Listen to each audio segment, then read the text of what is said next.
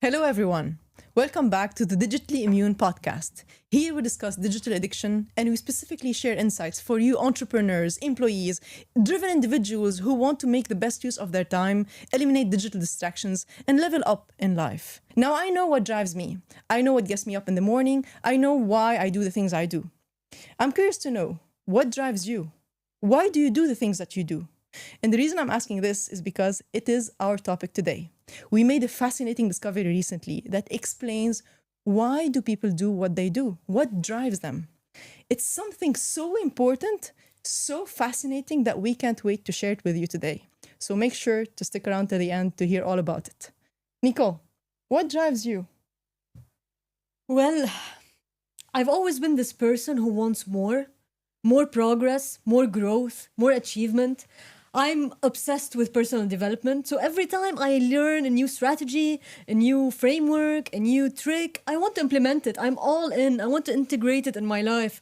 And so that's just me, just like driven, ambitious, maybe a little bit crazy. I can definitely agree to that because when my friends first met you, they were like, is she a robot or an alien? Because the way you are disciplined, and I witness that every day. It's crazy. Like, even sometimes when we party late into the night, you're up at 4 a.m. I'm half asleep, and I don't understand how come you are this disciplined. Well, to be honest with you, it wasn't always the case. It used to be a complete mess. I would maybe start a new routine, and a few days later, I fall back into like old habits. I stop smoking, and then a few weeks later, I get to smoking again. I start a new diet. A few days later, I'm eating like a pig. And I mean, it wasn't always the case. It's crazy that you're saying that because when I think about you, that's so far from who you are today. What changed? I operate from this mentality, like I will find a way or I will make a way. And I remember one night actually, I was working late. I remember being torn, like this war raging inside me. One part of me wanted to finish the task, just get things done and like just tick things off my to-do list. And another part of me really wanted to just go home and sleep. Like I was really fighting. And that's when this question hit me. Like, why do we do the things we feel like doing instead of doing the things we know we need to do? And this is a fundamental question. I think I've asked it myself as well. Like, how can I keep doing the things I've said I want to do? exactly. Like if you think of a person who's overweight, Yeah. they know they need to go on a diet. Yeah. We know a million different diets. Most of them work. So the question is not like which diet to do or to go on. The question is, how do we make this person, this overweight person, do the thing that they need to be doing, go on a diet, and not the thing that they feel like doing, like destroy that pizza. True. And so Yeah. this set me really on a journey of to ask myself also this question, like, how can I make myself feel like doing the things that I need to be doing? Does that make sense? Yes. So to align your feeling with your thoughts and your goals. Yeah. So I started analyzing people, like extremely disciplined people like David Goggins or Joko, like the extreme discipline, to understand like what makes these people wake up every day and just go at it every day after day, and stay in momentum. You mentioned David Goggins. I read his books and you know that, but like he was one of the people that inspired me the most to do the Spartan race. And you know, there's a sentence he keeps saying in his book. He says, you have to push through the suck. After doing the Spartan race and after reading his second book, I reflected more about who he is as a person and what really drives him. And I agree, there's an emotional juice that he is getting while pushing through the suck. Exactly. Something is driving him. And today we want to see what drives us. What are these drivers? Yeah. And so I wanted to study David Goggins because he's like the extreme case. But I also studied other people who align more with my energy, with my way of balancing things, like Marie Forleo, like Tim Ferriss, like Warren Buffett. And so these people are also successful people without needing to be like, yeah, stay hard. And so looking at all these people, I really wanted to crack the code because I know that when I answer this question, like how can I align doing things I feel like doing with doing things I need to do, then this is the key to success without struggle. True. That's so true.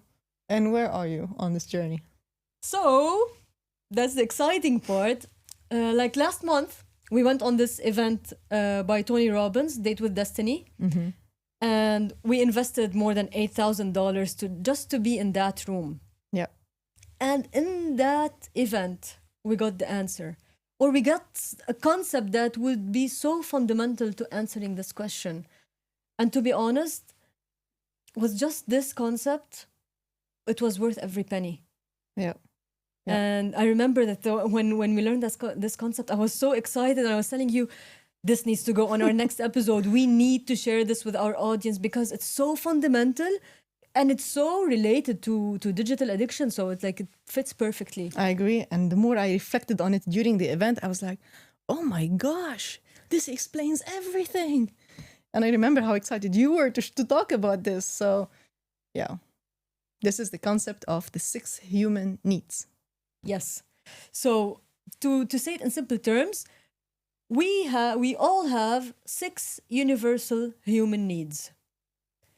And we have them to different degrees, but whenever a behavior fills 3 or more of these needs, it becomes addictive. Wow. Yeah, that was the big aha. Yeah, I'll say that again. Like when a behavior fills 3 or more of your 6 human needs, it becomes an addiction.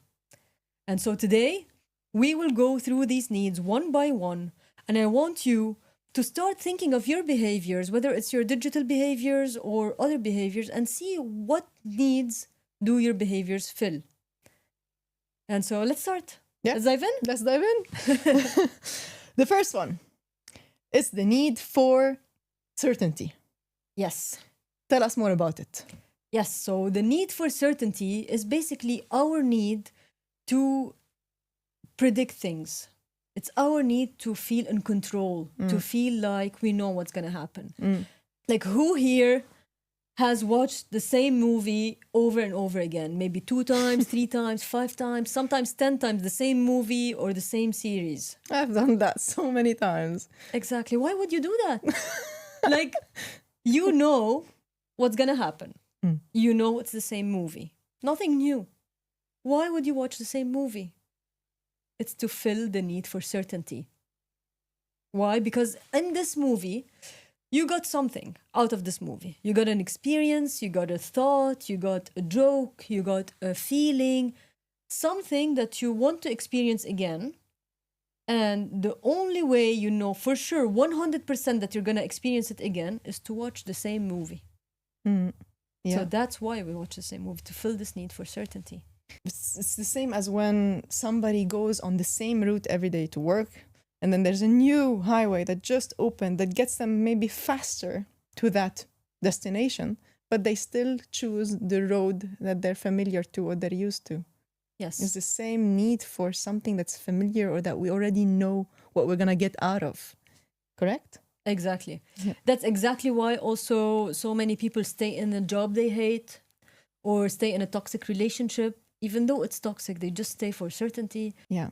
So this is the need for certainty. But now, when we reflected on that, on the flip side of it, how does it translate to digital behaviors? That need for certainty. Yeah, so imagine you're overwhelmed and you're stressed with work, okay? And your brain is just under decision fatigue, like it doesn't even know what to do next. Exactly. Like, should I do this task or this task? Should I answer this guy? I have a notification from here, a notification from there. My phone is ringing, and your brain is on freeze mode. Like, I don't even want to decide what to do next. And so in this moment, your brain will look for something comforting because it doesn't know the outcome of your hard work. So it looks for something that's more predictable. So that's why we go for scrolling or binge watching, when life feels so stressful or out of our hands, because it kind of makes us feel grounded. Like we know we're gonna just enjoy scrolling. We get a predictable outcome. Exactly. The same phone, the same apps, the same move. True. Like, We've done it 1,000 times. exactly. So this is like the default behavior, like something you've done repeatedly. You know exactly what you're going to get out of it. So you go for it to just feel like you're in control. Same thing when I reach out for, or when anybody reaches out for the fridge and starts eating, whenever they're stressed or whenever they like feel so many things are out of their control. Food is something comforting and we already know the result. It's predictable. It's going to make us feel good. So we go for it whenever we need the need for certainty. Yeah. Like when you're under stress, you don't go for a new restaurant or a new cuisine. You go for something so basic, you know exactly what you're going to expect because you want the certainty. Yeah, that's so true. Okay, so now understand how it feels, the need for, like, or actually how it translates into digital behaviors. It's a clear example. Now, the second need is the need for significance. Tell us more about it. So the need for significance is our need to feel like we matter. Our need to feel like we're important, like we're not invisible in this world. It's so common for high achievers, for highly driven people. And it's also what pushed us like to go to the moon. It's like the need to feel, to do something out of this world. Exactly. It's why the US wanted to stand out and to be the first people on the moon. Yes. Like people who go to Mount Everest, who climb Mount Everest. Why do you do that? Like there's nothing up there. There's not even oxygen up there. Why do people climb Mount Everest? It's the need for significance. It's the need to say, I've done something only 1% of the people do, or maybe less, people who come back alive. So, Oh God, yeah. That need for significance is so strong for so many of us. and it can be so powerful, like going to the moon, like going now to Mars, like doing things really that push us to stand out. It can be a driving force for people to do better things, to achieve more, achieve things that were before not possible. But again, when we reflected on it, that same need, the need for significance, if we take it on the digital behavior word, we can understand how it's fueling our behavior. So the need for significance, in my opinion, drives 3 behaviors when it comes to digital behaviors. Our need for significance makes us first pull up the phone. Second, it makes us compare ourselves to others. And third, it makes us post and engage obsessively. And I will explain. Okay, interesting. And I'm able to reflect on that because I was a person that was driven by this need for significance up to a certain degree.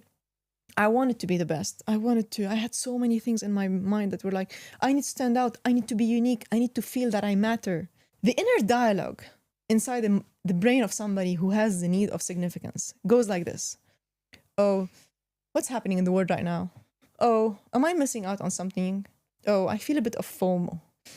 Oh, it even goes like this, like, how dare the world move on without me? I've been offline for the whole day. Did I miss out on something? Let me just hop on and get on board on everything that's happening, make sure I'm not missing out, and make sure like I'm included in the conversations. So that first need of significance makes you grab that phone. And then with a person that has this need for significance, when they go through the motion of scrolling post after post very quickly, you know, our brain doesn't have the capacity to process this much information this fast. What it's just doing is just judging. Yes, no, bad, good. And what it's doing in the brain of somebody that has this need for significance, it is judging ourselves and judging others and judging and comparing. Where, for example, I used to scroll and see like somebody who is young achieving so many things. I'm like, how come he's this young and he's already a millionaire? Or how come this person managed to do that and managed to do this? And I'm like constantly beating myself up and comparing myself to others. And so, as you said, the brain doesn't have the time to ask this whole question. So it would go like, better than me, worse than me, slimmer than me, fitter than me. Am I enough? Am I good enough? Oh my God, I'm shit, whatever. But this is exactly the need of significance and how it drives that inner dialogue when we are scrolling.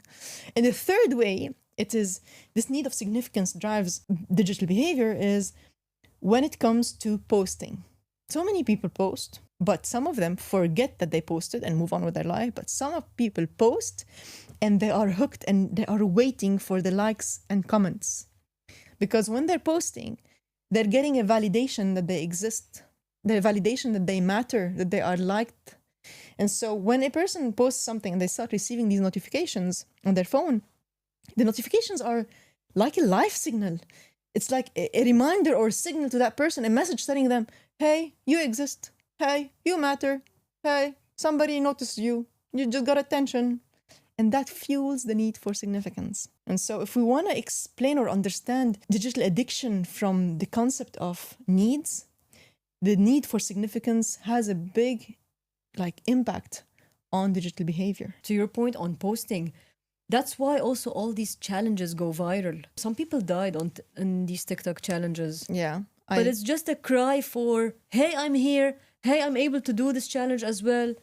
And that's how they go viral. There was even a memorial in the US that was held, I think, a few months ago for all the hundreds of young kids that have already died from these challenges. That's sad. The need by itself is neutral. All needs are neutral. There's no good needs or bad needs. It's how we fill them. We can fill them with healthy habits and we can fill them with destructive habits. So yes, it can be a driving force. And if met in an unhealthy way, it can be a destructive force. Yeah. And there's a third need, the need for uncertainty. And I personally relate a lot to this need, and it explains a lot of my behavior as well.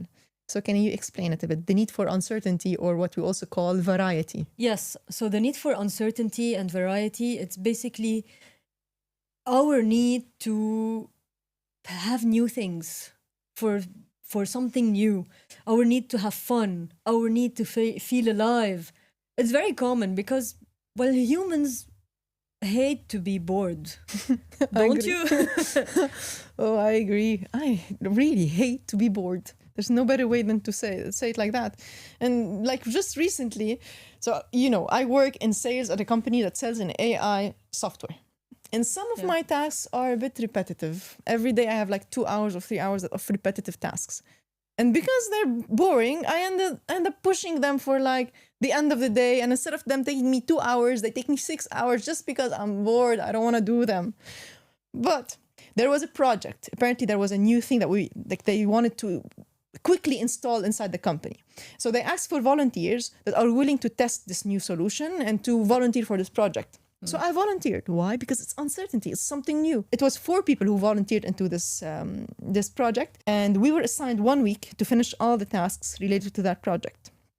Because it was something new, challenging, undiscovered, I ended up doing the work, and the work of 4 people in 1 day and a half. I remember. And everybody was like, oh my God, you've just done so much work. Wow, thank you. And I'm like, of course, my pleasure. I'm so happy. Please give me more. I wanted more, something new, because I'm bored. A person like me needs a lot of uncertainty and variety and newness in life to feel excited. When it comes, for example, in personal life, a person who is driven by the need for uncertainty ends up gambling. Or, for example, they end up going on a lot of adventures, traveling, taking risk. This is the need for uncertainty and how it translates into my life. Yes. We saw it a lot after COVID because people were so stuck in one place and bored out of their mind that after COVID, people started quitting their job, going to Bali, going to Australia, just all this digital nomad lifestyle. And it's amazing.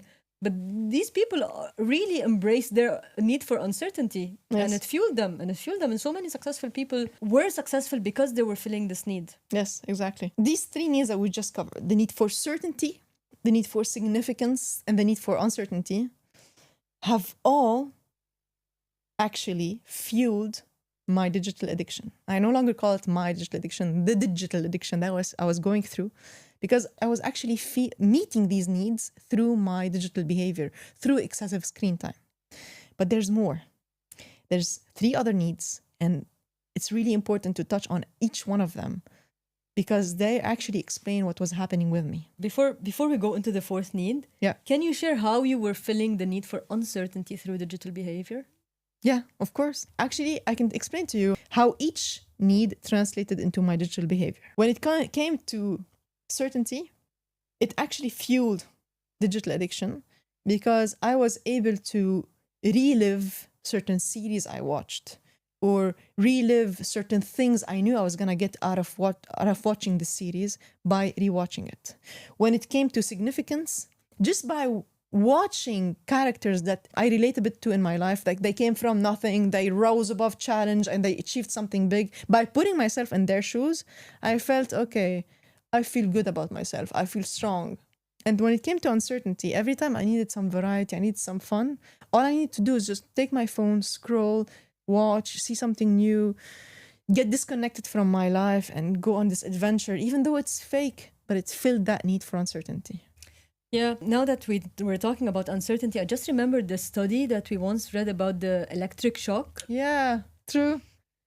Can you tell our audience about it? Yeah, I just remembered it, and it's so cool. So there was this study that was made 2015, I think. Yeah, I think it was around 2015. Researchers put participants in a room with a device, a small device with a button.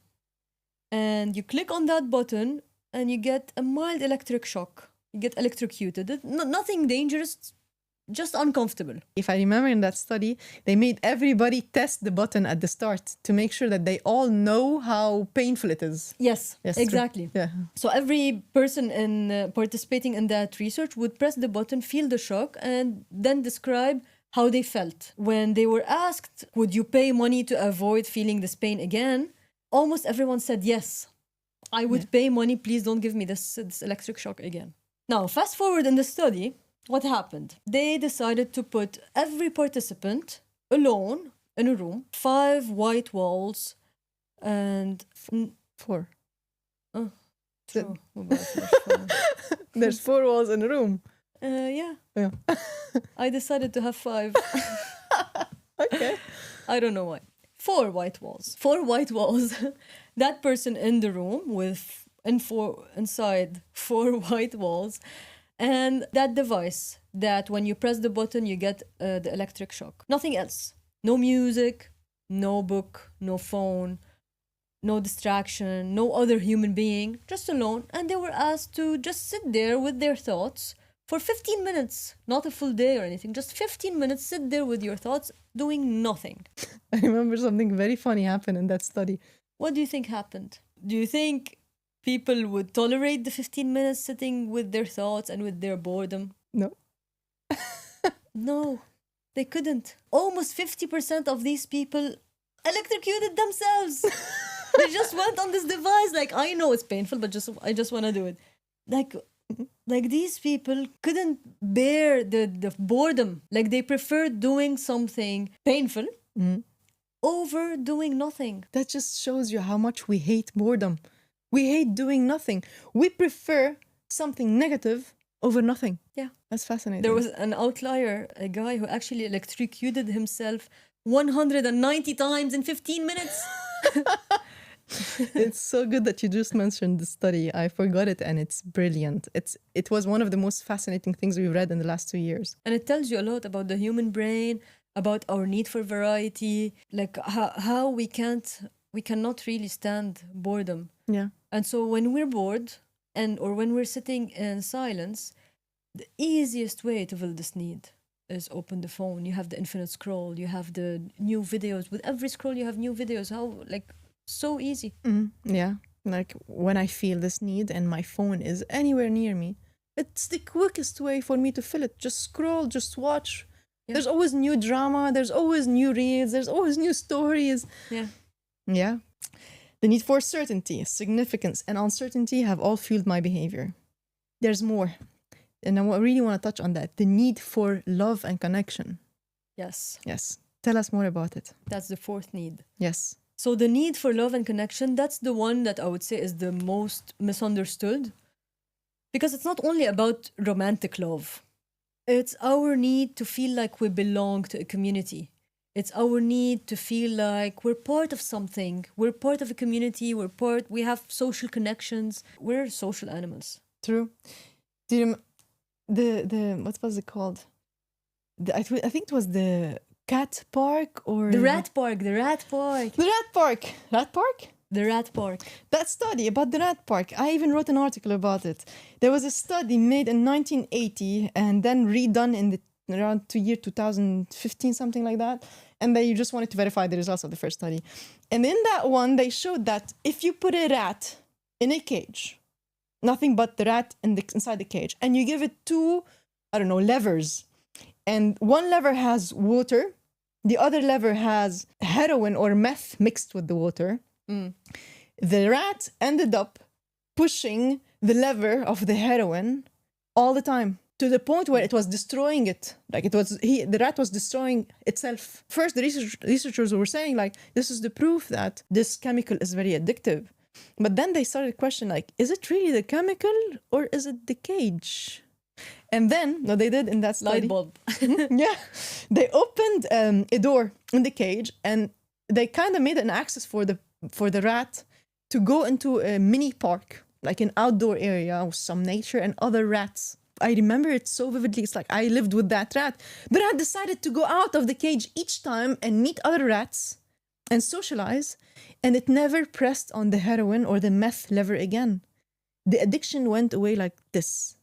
And it proved in that study that the need for connection is so strong. It's not about the drug.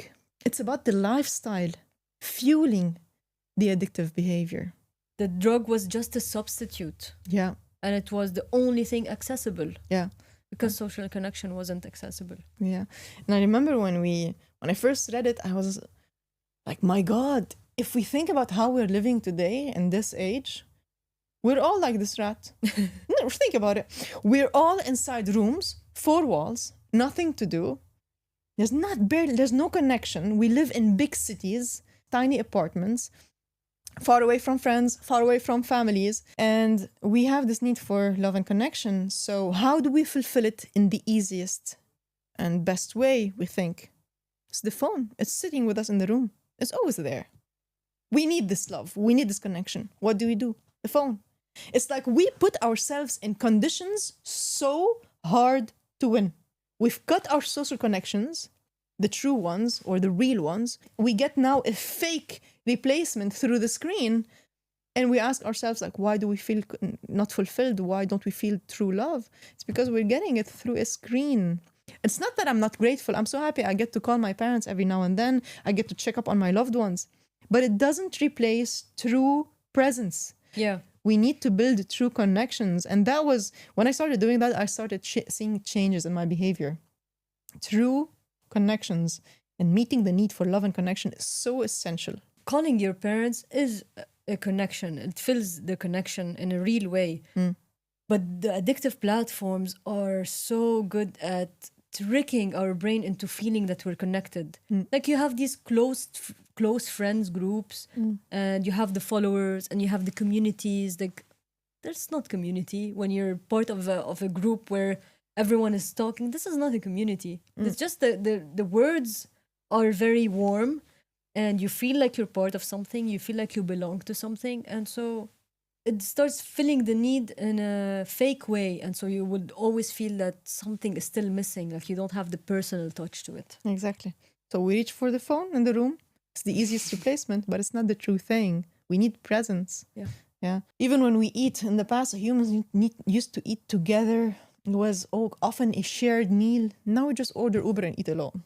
Like, need for love and connection is so important. Now, there's also a 5th need, which is the need for growth.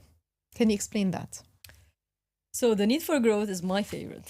My need for progress, my need to do more, be more, give more. And so that's the need for growth. The need for growth is basically our need to feel progress, to feel like we're growing. Yes. And so if you think of goals, for you, high achievers, highly driven people who want to always get more things done, we're so good at getting things done, but we're not good at celebrating it. So the achievement part, we enjoy the achievement for a few seconds, maybe a few hours, but then we're like, yes, what's next? What's the next goal? What's the bigger mountain to climb? Why is that? It's because our need is to feel progress. It's not just to feel like we achieved something. That's very temporary. we enjoy the journey more than the destination. And so this need for progress is what fuels us. Yeah. There's a saying that you just reminded me of. It says, everything that's not growing is dying. And it's so true. Because if you look at everything, at nature around us, everything that is not growing is dying. True. And this just explains the need for progress and growth in all living beings. Yeah. And when we talk about digital behaviors with people around us, so many people have the same first resistance. Like, what you're doing is so cool, but it doesn't apply to me. Why? Because what I watch is useful. Or I turn my feed into a mini university. Or I only follow pages that teach me about personal finance and health and tips and tricks. That's exactly the trap. Because we trick our brains that we're growing through consuming, that we're learning something new. But what's actually happening is that I take the phone, I scroll, I learn something new. Sometimes it's useful. But then my brain goes into check. It's like a to-do list that I checked something. I feel progress. And so I'm feeling this need for growth, but I'm doing nothing with it. Like, what's the point of consuming all this content and learning all these new tricks and tips and hacks if I don't implement them? It's just wasted time and wasted effort and wasted energy and wasted information even. Yes. And so that's where the trap is. Take this information and act on it right away. Don't stack the information, because once you stack the information, it's overwhelming, it's paralyzing, and it leads nowhere. Yeah. And there's this thing that says 1, 2, 3 too many. Yeah. Our brain retains 3 information, not more. It goes 1, 2, 3, blah, blah. If you just got 3 information out of scrolling, stop the consumption. Go act on the 3 you just got. That's why we also say execution beats knowledge every day of the week. You can be the best reader. If you don't act on it, then what's the point of all these learnings? Yeah, that's so true. That's the 5th need, growth. Now we understood how it applies and how it fuels digital behavior. The 6th and last need is the need for contribution. Can you explain? Yes. So the need for contribution is our need to share with others. It's our need to give, to when we donate, when we give things, when we contribute to our community, to people we love, or to even to people we don't know. The best way to illustrate contribution or the need for contribution is through this small exercise. Imagine you have an island. Okay. And on this island, there's a house. One house. And in this house, you have a chest full of gold. Nice. Interesting, right? Yeah. Great. Bear with me. Around this island, you have the most aggressive sharks and alligators in the world. The sand on this island is the habitat of the deadliest snakes and the deadliest scorpions in the world. I don't like where this is going. I'm not done. You have an army that took over this island and that planted bombs every few meters so that no one gets there. And to really make sure no one gets there, they also added aerial defenses so that no one even dares to fly over the island. Okay. Now, with all these conditions, Maria, tell me, would you risk your life to go to this island and take that treasure? There's really a lot of gold in there. Not really. I can make the money by myself without dying. So you wouldn't risk your life? Of course not. Nope. Okay. Great. I'm certain of my answer. No. I feel like you're waiting if I change my mind. No. No? I'm not going. Okay. Great. Now imagine that in this house, there's no gold. But imagine that in this house, there's a bed. And on this bed, your favorite person in the world, the person you love the most, is sleeping on this bed. Okay? And this house just caught fire. The flames are gonna burn your favorite person alive.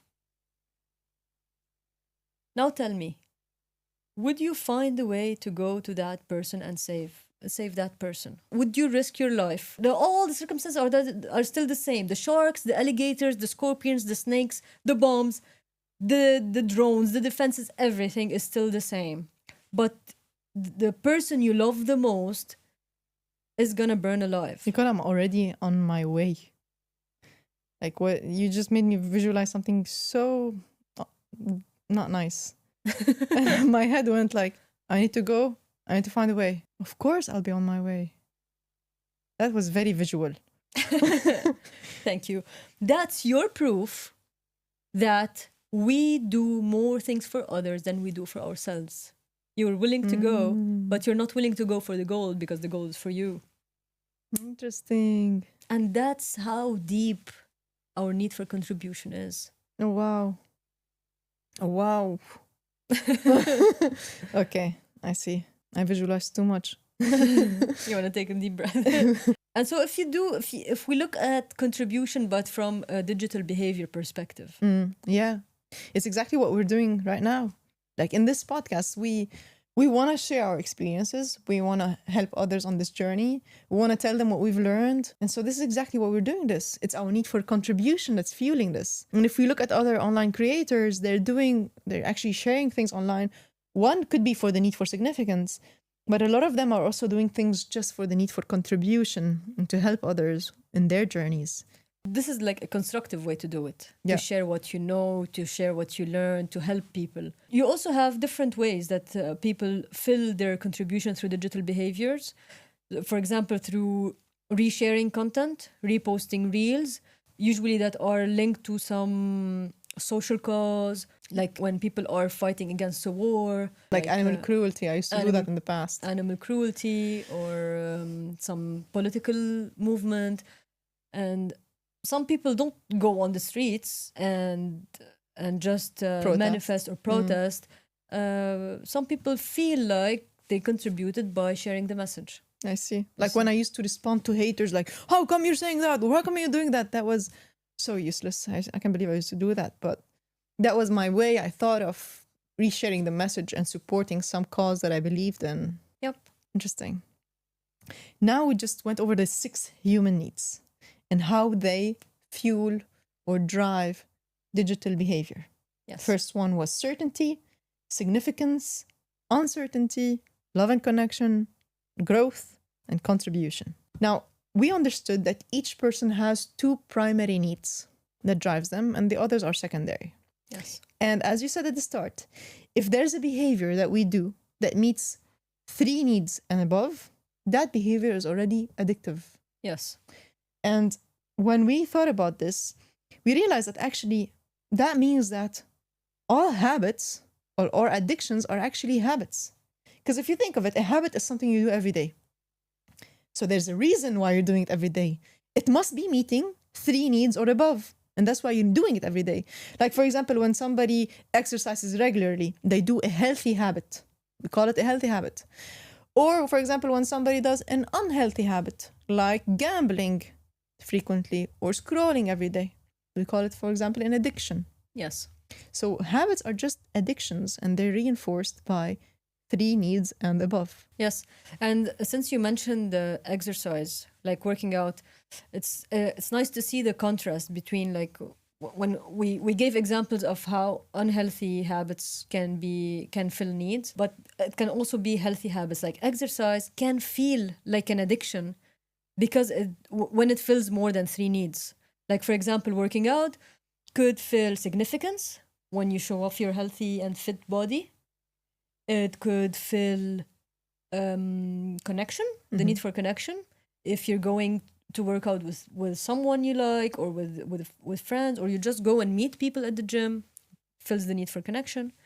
It also fills the need for growth because you're feeling like you're progressing every day, every time you go to the gym or every time you work out.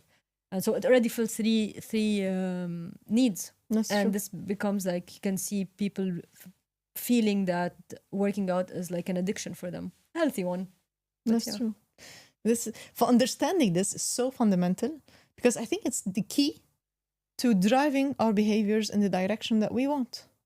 Like for me, it felt impossible to change my behavior and stop wasting so much time on the screen because I didn't understand what was going on. I was filling all these needs through the screen. From certainty, predictable outcomes, I know what I'm going to get and I need some safety, some stability during difficult times, to significance, I need to feel like I'm important, I matter. To uncertainty, I need something fun that makes me have fun between four walls or in boring situations. To love and connection, especially when I moved away from family and friends. To growth, when I started lying to myself and saying, oh, you're learning by consuming this much content. Different form of procrastination. And 6, I was meeting the need of contributing by liking the comments or the stories of friends and families or reposting some stories causes that I agreed on. So my behavior was fueled by all 6 needs, and it was so hard to break for years. Not until I actually replaced them with healthier ways. Yes. And on your freedom journey, you started filling your needs with different ways, and there's always a healthier way to fill your needs. Like for certainty, instead of going for the phone because you know you have the predictable outcome, you have other habits or other behaviors that can also fill this needs for certainty. Like working out, for example. I gave it the example of working out, but I didn't talk about the certainty need. You know for sure that every time you work out, you're going to feel good. Why? Because the brain releases the feel-good hormones when we work out. So that's 100% certainty. Now, some people don't like to work out. That's fine. Maybe you walk around the block. Maybe drink a cup of coffee that makes you feel good. And you know for certain that it makes you feel good. Then just drink it. Or maybe meditate or read a book. When you start getting creative and when you start seeing it anyway, seeing your behaviors from this lens of needs, your brain will start looking for creative ways and healthy ways to fill the needs. Yeah. So that's for certainty. These are very good examples. For significance, for example, you can challenge yourself to do something different. Like be better than who you were yesterday. I used to compare myself to others. Now I compare to myself to who I was yesterday. Exactly. And you can put a simple rule like today, I'm going to be 1% better than yesterday. Yeah. This feels growth, but it also feels significance because you feel like you matter. You feel like between you today and you yesterday, you're better. For uncertainty, the need for uncertainty or variety, go travel. Go to a new restaurant. Go to a road you've never taken. Go on an adventure. Sign up to a Spartan race. It's very difficult, but it's super fun. Sign up to a marathon. Go on some challenging new hobby that you thought you would never do. Get a dog, even though you hate dogs. Something completely uncertain. I was thinking about this recently. Maybe I should get a dog because I don't like dogs much. It's complete uncertainty. But that's very high maintenance if you didn't like the dog. Yeah, but point is get out of your comfort zone. But yeah, you can actually like babysit a dog for an afternoon to see. Meet that need in a healthier way. Dogsit. Meet that need in a healthier way. Yes. What about love and connection? I remember one time our friend was telling us like, I watch this podcast every day and I feel like they're my friends even though they don't know I exist. This is really a fake connection. Instead, go meet your real friends. Go meet people. Be present. Yeah. And this will fill your need for connection. And stop putting up barriers around you that don't allow people to get in. I used to do that a lot, and that's why I'm saying it. I would find a million excuses not to go out. Like, oh, I'm too tired. Oh, I need to finish this work. I need to finish that task. Just remove all the barriers and go be in the presence of people because it's so essential. We are social beings.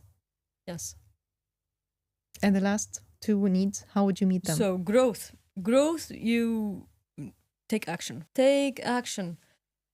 Learning is another form of procrastination. You just said it. Just take action on what you learn. That's basically like growth. Just do something that makes you grow. Yeah. Put yourself out of your comfort zone. Reduce consumption, increase action. Yes. I see. And contribution, how would you fill it? The easiest way is to donate to a cause that you really feel like that you feel for. Like instead of just sharing content that is about this cause, you can donate. if it's not about money, you can volunteer to that cause. Have some time with a friend who needs to talk and just sit there and listen. That's much more, that fills much more the need for contribution than just seeing people online and crying because this person is feeling bad. Just be there for people. Yeah. And share things you learn with humility, with care. Sharing is also, I love this form of contribution, especially if you do it with humility and care, not significance. Yes. I love what you said.